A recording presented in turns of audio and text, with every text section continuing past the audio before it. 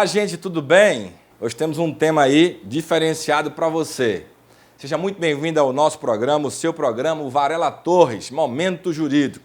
Tema de hoje, inexigibilidade do ICMS diferencial de alíquotas sobre empresas do Simples Nacional. Gente, olha só, desde março de 2018, o Estado de Goiás instituiu a cobrança do ICMS de FAO, tá bom? Quando dá entrada aí de mercadorias provenientes de outros estados, tá certo? Todavia, tal cobrança é indevida, já afirmo isso para você, em relação às empresas que estão enquadradas aí no Simples Nacional, microempresas, empresas de pequeno porte, inclusive, né, já existem decisões, tá bom? Aí do Supremo Tribunal Federal reconhecendo tal inconstitucionalidade, tá certo? Então fique atento e não pode perder aí um segundo do nosso programa de hoje. Para isso, temos aqui o Dr. Paulo Felipe, que está aqui conosco, né? Voltando ao nosso programa, ele que é especialista e mestrando em Direito Tributário pelo IBET lá de São Paulo. Dr. Paulo Felipe, seja muito bem-vindo ao nosso programa mais uma vez. Obrigado, muito obrigado pelo convite, Flávio. É um prazer estar aqui para conversar um pouco sobre direito tributário com vocês. E esse tema aí, rapaz, quer dizer que o governo do Goiás, tendo já uma matéria já sumulada no Supremo a respeito desse tributo, mas ele ainda continua exigindo aqui, como é que é isso? Explica aí pra gente. Exatamente, Flávio. Mais uma questão bastante complicada que o empresário tem que estar muito atento para não perder dinheiro. O que ocorre? Vamos começar do mais simples para o mais complicado. Simples Nacional. O que é o Simples Nacional? Um regime único de arrecadação. Então, por meio de uma guia só, paga-se tributos federais, estaduais e municipais. Quem pode entrar nesse Simples Nacional, quem pode se enquadrar, são microempresas e empresas de pequeno porte. Isso aí, tranquilo. Microempresa, faturamento anual até 360 mil. Empresa de pequeno porte, 360 mil reais por ano a 4.800.000. Isso aí são empresas que estão no Simples Nacional. Ok, depois dessas explicações que a gente tem aí a respeito do que se refere ao Simples Nacional, né, a ICMS, mas o que é especificamente esse ICMS aí, de FAO, né, se possamos assim chamar? Flávio, ICMS diferencial de alíquotas, ou ICMS de FAO, que é a sigla reduzida. O que ocorre? Imagina uma empresa que compra, vamos imaginar uma empresa de informática, comprou um produto de São Paulo e veio aqui para Goiás. Por lei, isso daí não pode modificar, a alíquota do ICMS é 12%. Então, incide 12% sobre o produto e esse valor vai para o estado de onde saiu a mercadoria, para a vendedora lá em São Paulo. Isso é o ICMS normal. O que é o ICMS diferencial de alíquotas que o Estado de Goiás começou a cobrar a partir de 2018? Faz um exemplo aí também, se possível, concreto para a gente. Perfeito. Pensa em a mesma loja de informática, em 2017, ela comprava um computador de 10 mil e pagava 12% de alíquota de ICMS. Perfeito. Agora, a partir de 2017, eu não vou lembrar de cabeça o decreto estadual, mas eu digo posteriormente, o Estado de Goiás começou a cobrar o ICMS de FAO. Então, a alíquota interna do Estado de Goiás é 17. Menos 12 que foi pago para São Paulo, o empresário vai ter que pagar 5 aqui no Estado de Goiás. Isso é o ICMS de FAO. Isso é o ICMS diferencial de alíquotas. E isso daí vai, infelizmente, no início, quando o decreto foi publicado, incidia sobre tudo. Imagina o McDonald's. Ele trazia a mercadoria da matriz dele lá em São Paulo para cá e pagava o ICMS de FAO. Empresas na área de moda, enfim, o ICMS de FAO foi instituído sobre tudo. Após uma pressão dos empresários, houve uma modificação. No que consiste essa modificação? Questões entre matriz e filial foi retirado, entre empresas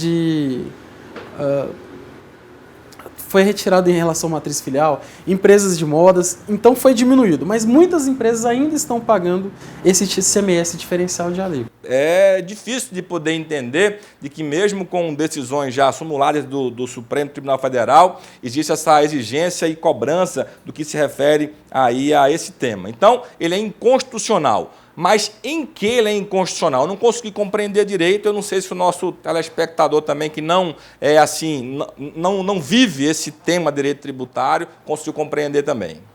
Perfeito. O que ocorre? Bom, a primeira pergunta que você tinha terminado do bloco anterior era, tem que pagar por quê? Porque existe a lei? Porque o contador determina? Só voltando esse gancho para ir para esse restante que você me questionou agora. A lei é cogente. Todos têm que se submeter a ela. Não posso escolher não pagar.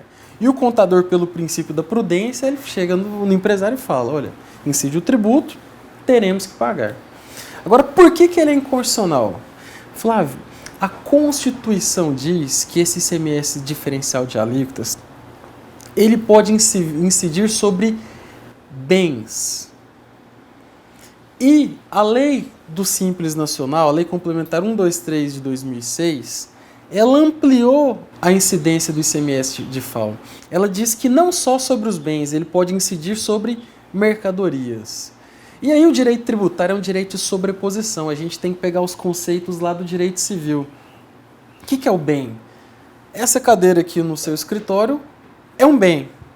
Essa mesa é um bem. Você não quer comercializá-lo. Agora, numa madeireira, numa loja, numa empresa em que comercializa, ela é uma mercadoria. Então, qual que era a ideia do ICMS de FAO? É que ele incidisse sobre bens. Quando o consumidor final comprasse, é devido. Agora, quando o empresário compra de um outro estado para revender internamente aqui em Goiás, ela não é bem, ela é mercadoria.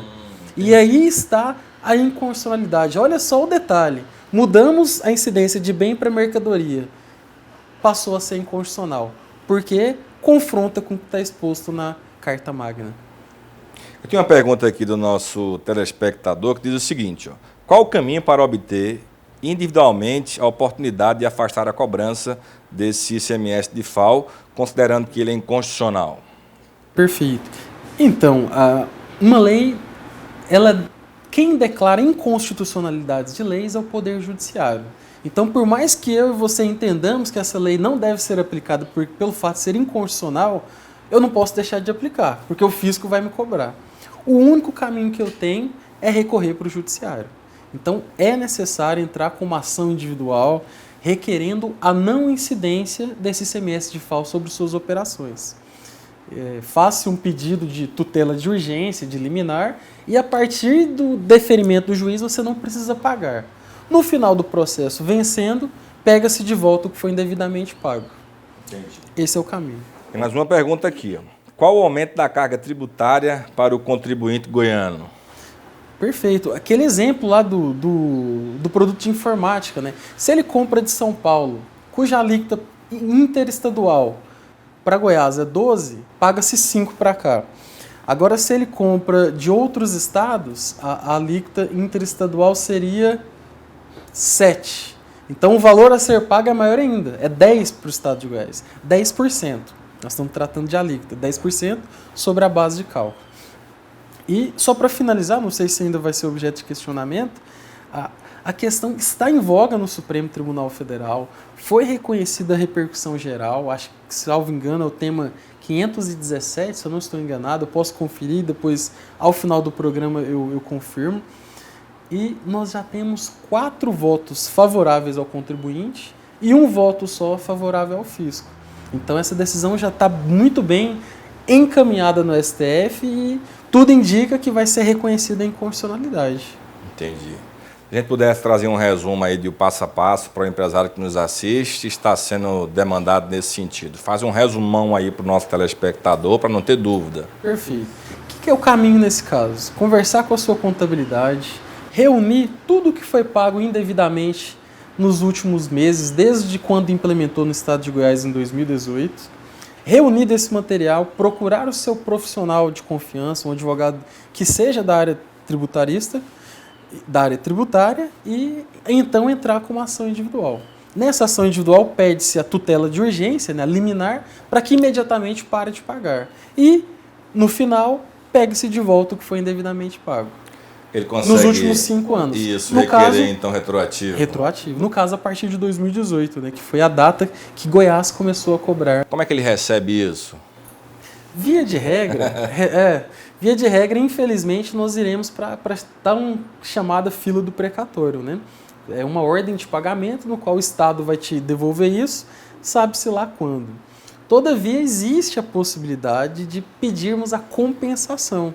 O que é essa compensação? Pegar o ICMS que eu paguei indevido e abater de futuros ICMS que eu tenha que pagar. Olha aí, você pode pegar esse momento como a nossa dica de hoje, hein? Então você pode pedir aí a compensação desse crédito, né, que você adquiriu dentro do processo após judicial. O trânsito em julgado. Após o trânsito em julgado, para você poder ter isso aí em seu benefício e uso como compensação de futuros tributos a serem pagos. Perfeito, da mesma espécie. Não está pacificado, existe uma oscilação jurisprudencial, mas entendo e interpreto que o nosso Código Tributário e o nosso regulamento permite essa compensação. Conseguiu eliminar o trânsito em julgado, para frente não vai ser mais cobrado. Exatamente, a partir da liminar, o empresário tem 3 opções, e aí vai muito do perfil do empresário.